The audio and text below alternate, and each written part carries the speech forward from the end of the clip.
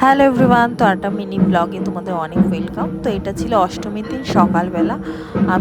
আমি বরের হাত ধরে দেখো যথারীতি ক্লাবে চলে এসেছি। তো আমার সাজগোজটা কেমন হয়েছে অষ্টমীর দিনকে অবশ্যই জানিও। খুব একটা তো সাজিনি সারা পুজোতে, অষ্টমীর দিনটা একটু ভালো করে সেজেছিলাম। তো এই যে বর আমাকে নিয়ে চলে এসেছে ক্লাবের ভেতরে। তো আমি গিয়েই দেখি যে কি সুন্দর মায়ের আরতি হচ্ছে।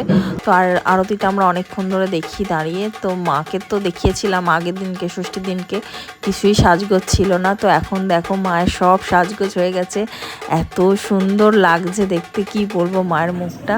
তো এই যে আরতির পর এখানে আমি একটু প্রণাম করে নিলাম আর মায়ের দিকে মুগ্ধ হয়ে দেখছিলাম। তো যেহেতু ওই যে আমার একটা দেওরও গেছিলো আমাদের সাথে, তো বাড়ির সবাই ছিল ক্লাবের মধ্যে। এই যে মা এখানে সন্ধি পুজো এবার যেহেতু হবে, সন্ধি পুজোর জন্য যে পদ্ম ফুল সব গুনে গুনে রাখছিল। তো আমরা একটু বসেছিলাম, বসে বসে সবার সাথে গল্প করছিলাম। এই যে সন্ধি পুজোও দেখো শুরু হয়ে গেছে, পুরোটা একদম ধোঁয়ায় ধোয়া হয়ে গেছিলো, এত সুন্দর লাগছিল সন্ধি পুজোটা দেখতে। আমি তো সারাক্ষণ বসে বসে পুজোই দেখে গেছি। তো সন্ধি পুজো হয়ে যাওয়ার পর আমাদের সবাই প্রসাদ দেয়। তো প্রসাদ খেয়ে এই যে লাস্টবার একবার মায়ের সাথে দর্শন করতে চলে এসেছি। এবার বাড়ি এসে আইসক্রিম নিয়ে বসে পড়েছি। তো এখানেই ব্লগটা শেষ করছি, দেখা হচ্ছে আবার নেক্সট ব্লগে।